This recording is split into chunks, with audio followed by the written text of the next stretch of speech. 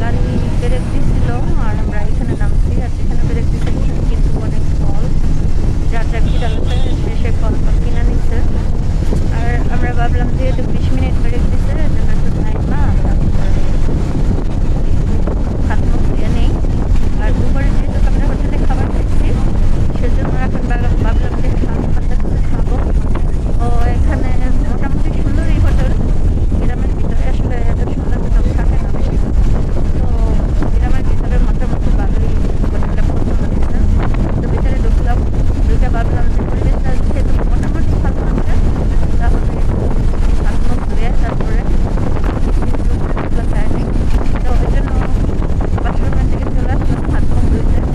তো সাথে মেয়েকেও নিয়ে আসলাম, মেয়েকে হাত মুখ ধুচ্ছে। আর এখানে আসলে প্রচুর পরিমাণ বাতাসে তেমন একটা কিছু কথা বলা যায় না, বাতাস। তো হাত মুখ ধুয়ে তারপরে আমরা আসলাম আর আমার ছেলেকে রেখে দিলাম।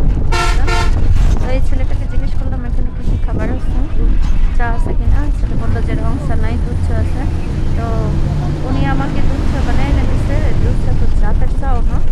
তো দই দিছিল, দইটা খুবই মজার ছিল। আর রুটিগুলোও মোটামুটি মজা। আর ওনাদের কোম্পানির পানি, তো ওনাদের এখানে পানির অভাব নেই। ওনাদের দইটা খুবই মজার, আর দইটা খায় তারপরে সবাই মিলা। তো এখানে দই আসলে ওনাদের এই ছোটো ছোটো দইগুলো অনেক দাম। আর চাও দাম। আর পরোটাটাও 20 টাকা করে ছিল। আমাদের ঢাকা থেকে একটা পরোটা 10 টাকা করে, তো এখানে 20 টাকা করে। তো মোটামুটি খাওয়া দাওয়া শেষ, এবার গাড়িতে উঠবো।